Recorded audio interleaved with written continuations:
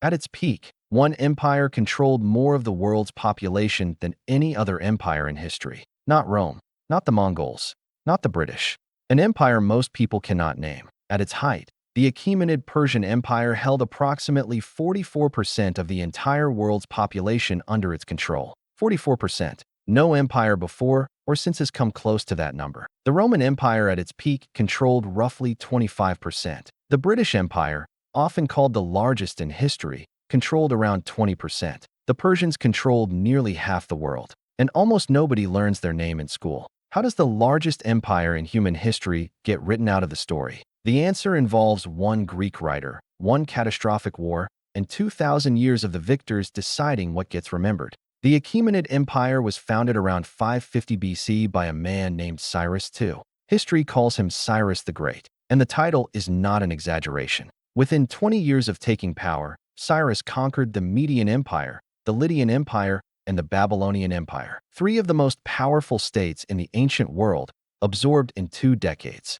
He did something else too, something no conqueror before him had thought to do. He let the conquered people keep their gods. When Cyrus took Babylon in 539 BC, he issued a declaration now known as the Cyrus Cylinder, a baked clay document that proclaimed the freedom of all peoples under Persian rule to practice their own religion, speak their own language, and return to their homelands if they had been displaced. The Jewish people, held captive in Babylon since 597 BC, were freed. The Hebrew Bible calls Cyrus the Great the Anointed of God, a Persian king, called the Anointed of God. In the Hebrew Bible, the empire Cyrus built was unlike anything the ancient world had seen. At its maximum extent, under Cyrus's successors Cambyses and Darius I, the Achaemenid Empire stretched from modern-day Greece and Egypt in the west to modern-day Pakistan and Central Asia in the east. It encompassed what is now Turkey, Iraq, Iran, Afghanistan, parts of India, Egypt, Libya, and the northern edge of the Arabian Peninsula. 23 nations by the empire's own count. Darius I organized this territory into administrative regions called satrapies, essentially provinces, each governed by a satrap, a Persian administrator who collected taxes, maintained order, and reported to the king. It was one of the first bureaucratic systems of government in human history. The Persians also built roads. The royal road stretched nearly 2,700 kilometers from the city of Sardis in western Turkey to Susa in modern-day Iran. Herodotus recorded that messages could travel its entire length in 7 days by relay horse, faster than any communication system the ancient world had produced. The Persian postal system predates the Roman postal system by 2 centuries. So where did it all go wrong? Historically, the answer given is Greece. Between 499 and 449 BC, the Persian Empire fought a series of wars against the Greek city-states. The Greeks won the famous battles, Marathon, Thermopylae, Salamis. Persian forces were repelled. The invasion failed. But here is what the story usually leaves out. The Persian Empire continued to exist for another 150 years after those battles. It was not destroyed by the Greeks at Marathon. It was not ended by the 300 Spartans at Thermopylae. The Persian Empire continued to function, administer 23 nations, and maintain the largest standing army in the ancient world for a century and a half after the Greco-Persian Wars. The Achaemenid Empire was finally conquered in 330 BC by Alexander the Great, not by the Greeks of the classical period, by a Macedonian king who had united Greece by force and then marched east. What happened after Alexander's conquest is the part of the story that explains the forgetting.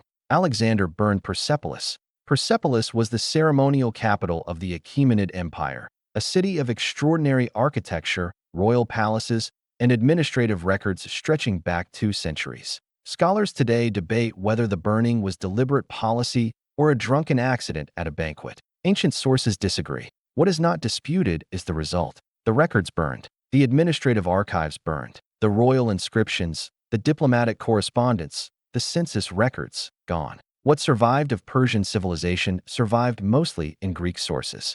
And Greek sources were written by people who had spent 2 centuries at war with Persia, who had every cultural incentive to portray their enemy as tyrannical, barbaric, and deserving of defeat. Herodotus, the father of history, as he is called, wrote extensively about the Persian Wars. He is also the primary source for much of what the Western world knows about Achaemenid Persia. His account is vivid, detailed, and written by someone whose culture was at war with the people he was describing. What did Herodotus get wrong? Researchers today argue about the details endlessly, but the broad strokes are becoming clearer as Persian language sources are recovered and translated. The image of Persia as a despotic slave empire ruling through fear is largely a Greek invention. Persian administrative records recovered from Persepolis, clay tablets known as the Persepolis Fortification Tablets, excavated by archaeologist Ernst Herzfeld in the 1930s, show something very different from the Greek portrayal. Workers at Persepolis were paid in rations of grain,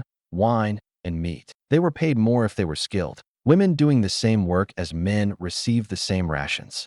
There are records of payments to workers during pregnancy and after childbirth. In 500 BC, the administrative capital of the Persian Empire had documented equal pay for equal work. That fact does not appear in most Western history textbooks.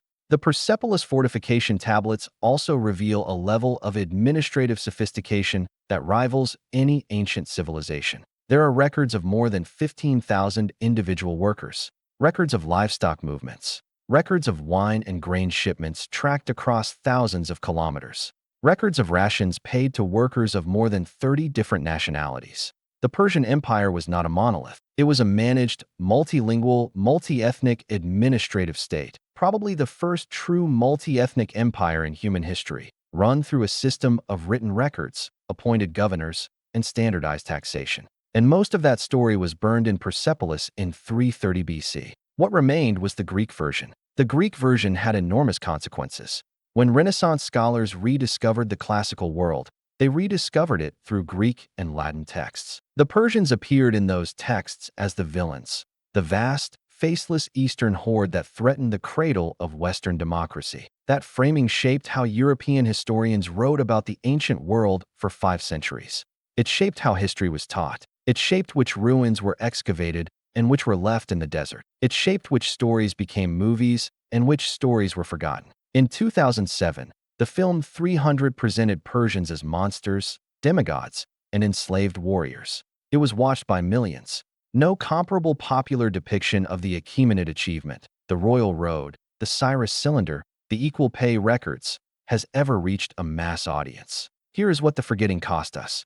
The Cyrus cylinder, created in 539 BC, is considered by some historians to be the world's first human rights charter. It guaranteed freedom of religion, freedom of movement, and protection from forced displacement. It predates the Magna Carta by 1,774 years. A copy of the Cyrus cylinder sits in the United Nations headquarters in New York. The original is in the British Museum in London. Most people who walk past it have no idea what it is. The Achaemenid Empire ended in 330 BC when Alexander burned Persepolis and scattered the last Achaemenid king, Darius III, into the eastern provinces where he was murdered by his own followers. 220 years of empire, 23 nations, 44% of the world's population, the first documented human rights charter, the first postal system, one of the first bureaucratic governments, equal pay records from 500 BC. All of it filtered to the modern world through the writings of the people who defeated them. Here is the question that should stay with you. If the largest empire in human history can be reduced to a footnote, if 44% of the world's population can be governed for 2 centuries and leave almost no trace in popular memory, what does that tell us about how history actually works? History is not a record of what happened. It is a record of what the winners chose to write down. And what they chose to leave out tells you more about them than anything they chose to include. The Persians built half the world. Someone else wrote the story.